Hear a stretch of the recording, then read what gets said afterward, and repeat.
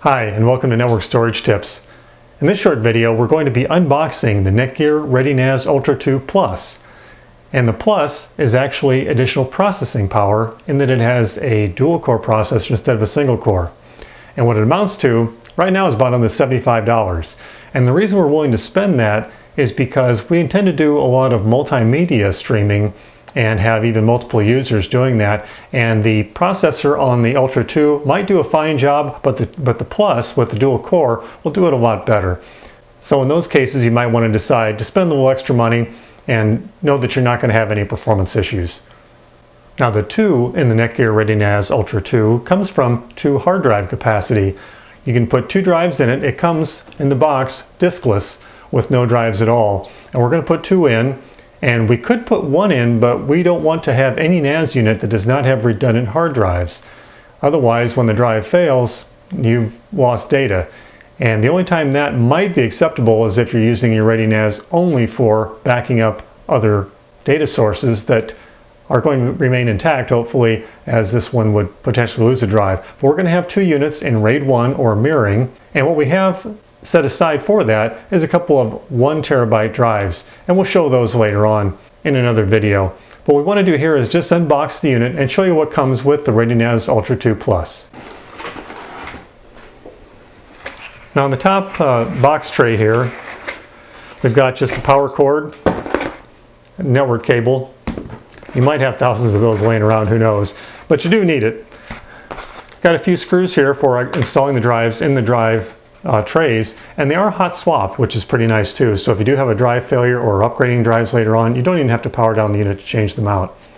And this is the external power brick, which is maybe the only thing we would rather not see in a unit like this, but since it is smaller and only has 2 drives, the size of it just really doesn't accommodate an internal power supply. So we have the external one.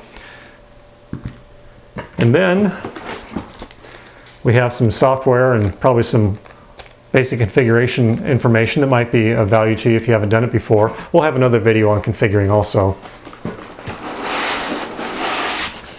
And then the unit itself. As you can see, the unit isn't very large, which is pretty nice when you're trying to find a place to put it and maybe you don't have a lot of room available. The silica you can just properly dispose of in the bag. And here's just a little round kind of a adhesive disc. Okay, so here's the unit itself. And the front door pops open, and here are your 2 drive bays. They are lockable drive bays. There's just a little kind of a slider switch so that it will prevent accidental removal. And on the bottom here on this little switch, you can't see it obviously in the camera, but there's a little down arrow to show you how to pop the drives loose, or the drive bays. And we just install our drives in there. Door closes. On the front, we have a USB 3.0 connector, and you can tell that by the plastic on the inside of the connector is blue instead of the customary black, and that differentiates the 3.0 USB from the 2.0. That's another nice feature of the ReadyNAS Ultra 2 line, as opposed to even the little bit larger units, the 4 and the 6, which do not have the USB 3.0. You have a power switch on the top, a couple of indicator lights, kind of the health of the drives here and activity.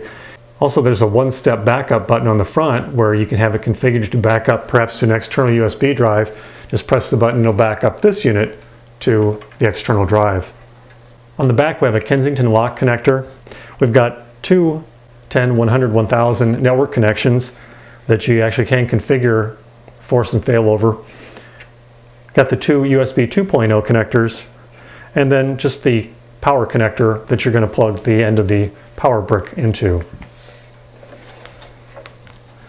But as you can see again from the size, it's not very large. It's not going to take up a lot of power. It's not going to make a lot of noise. So it is convenient and useful for a lot of places that maybe a larger unit just isn't going to fit or isn't going to go.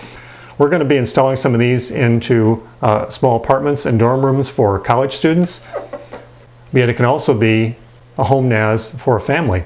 We're going to be storing music and videos, doing some streaming as I mentioned before, but also storing a lot of data, which primarily might be in the form of songs and pictures, which you don't want to lose. And having that RAID redundancy of the hard drives is awfully nice. Being on the network means that any of your computers in the home, whether they're wired or Wi-Fi, can attach to and connect to the ReadyNAS and get that data, including even the newer TVs that have either a Wi-Fi or network cable connector, so you can do slideshows on your large screen TV. The ReadyNAS even comes with a ReadyNAS photo display software that can help you facilitate that if you don't have that in your TV. So that's all we really wanted to show in this video, just an unboxing. In the description of this video, you'll find a link to go to our website and get the full review on this unit, or take a look at some more detail on Amazon.com and even pick one up for yourself.